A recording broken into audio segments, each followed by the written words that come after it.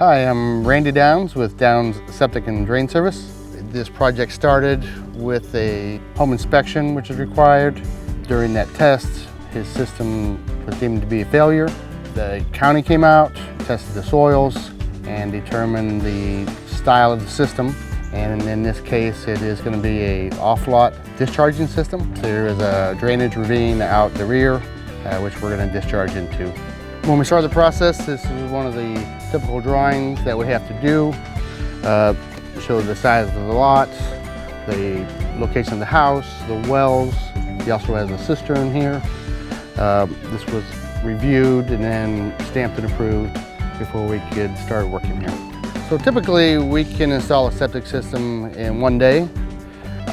We have it pretty well planned out. We have the old septic tanks pumped prior to us digging. The electrician has already been here, run our 20 amp circuit out. So today we're all set up. We have our Summit County Health Department inspector coming around 2:30 today.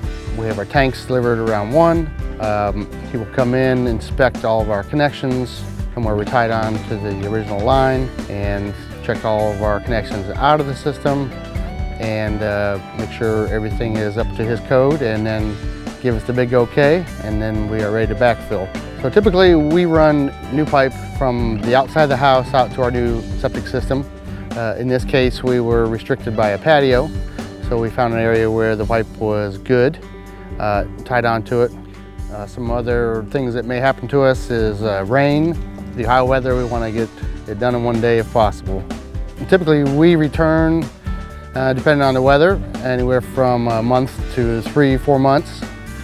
Regrade, and because settling just will occur. It always depends on how much rain we get. So this is a EPA regulated discharging system.